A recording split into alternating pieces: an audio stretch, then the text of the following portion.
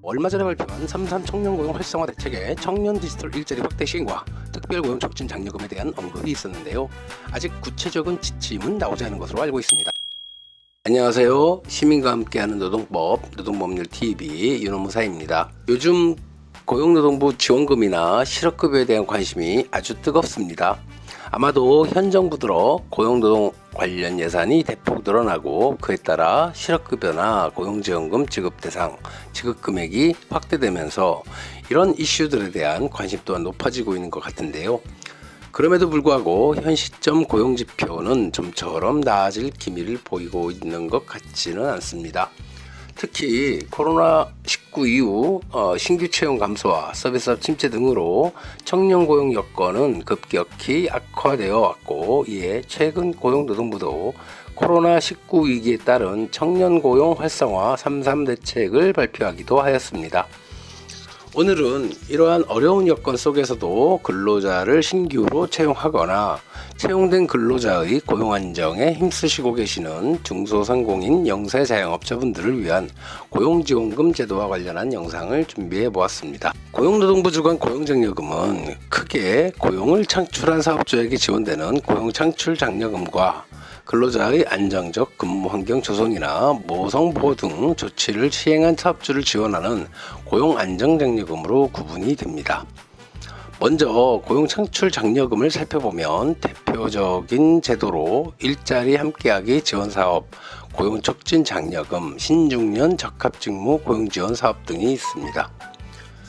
일자리 함께하기 지원 사업은 근로자들의 근로시간을 단축하거나 교대제 개편 등을 통해 근로자들의 근로시간을 단축하고 공백이 생긴 업무에 새로운 근로자를 고용하여 고용 창출에 기여한 사업주에게 지원하는 고용지원금입니다. 그런데 일자리 함께하기 지원금의 경우 먼저 고용노동부 고용지원사업 참여 신청을 하고 승인을 받은 사업주를 지원한다는 점에 주의하셔야겠는데요. 만약에 먼저 근로단축을 실시해버리고 이후 지원금을 청구하는 경우라면 지원금은 나가지 않습니다. 그런데 이건 일자리 함께하기 뿐만 아니라 지원금 지급 요건에 사전 승인을 요하는 사업의 경우 모두 해당되는 사항인데요. 고용지원금 제도를 이해할 때는 반드시 이 사업이 사전에 사업계획서를 작성, 제출하여 승인을 받는 형태의 사업인지 먼저 실시하고 사후에 지원금을 신청한 형식인지를 꼭 체크해 보아야 하겠습니다. 다음으로는 여성가장, 중증장애인, 도서지역 거주자, 고용노동부 장관이 정하여 고시하는 취업 프로그램 이수자 등 취업 취약계층 실업자와 기타 실업의 급증 등 고용사정이 악화되어 취업 촉진을 위한 조치가 필요하다고 고용노동부 장관이 인정한 실업자를 고용한 경우 사업주에게 해당 근로자 임금의 일부를 지원하는 특별 고용 촉진 장려금이 있습니다. 취업 지원 프로그램 이수자와 관련해요. 이게 예전에는 취업 성공 패키지라는 이름으로 불렸는데 최근 국민 취업 지원 제도로 명칭이 바뀌었습니다. 고용 촉진 장려금의 경우에는 사전에 승인을 받는 조건은 없는데 지원 대상 근로자가 한정이 되어 있는 점에서 다소 한계가 있다 할 수 있으며, 특별 고용 촉진 장려금은 고용 촉진 지원금 제도의 조건을 크게 완화하여 작년 하반기에 실시되고 중단되었는데, 이번 청년 고용 활성화 3.3 대책에 청년층에 대한 특별 고용 장려금 지원 대책이 마련된 것으로 보아 조만간 구체적인 지침이 마련되리라 예상하고 있습니다. 다음으로 고령자 또는 준고령자, 근무하기에 적합한 것으로 인정하는 직무, 이른바 신중년 적합 직무에 고령자 또는 중고령자인 실업자를 고용하는 기업의 사업주에게 근로자 임금의 일부를 지원하는 신중년 적합 직무 고용지원금이 있습니다. 신중년, 이게 무슨 용어일까 하고 찾아보니 자기 자신을 가꾸고 인생을 행복하게 살기 위해 노력하며 젊게 생활하는 중년을 이르는 말이라고 합니다.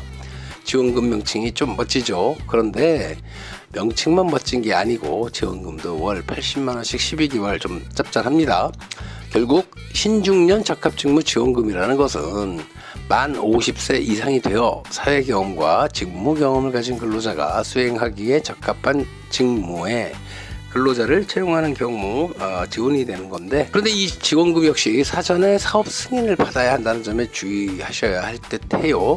다음으로 고용창출과 무관하게 이미 고용된 근로자의 고용안정과 모성보호 등 근로자의 안정적 고용환경 조성을 위해 특정 조치를 취한 사업주에게 지원하는 고용안정장려금이 있는데, 대표적인 고용안정장려금 제도로 출산 육아기에 따른 고용안정장려금과 정규직 전환지원금, 워라밸 일자리 장려금, 유연근무 실시에 따른 일가정양립 환경개선 지원 사업 등이 있습니다.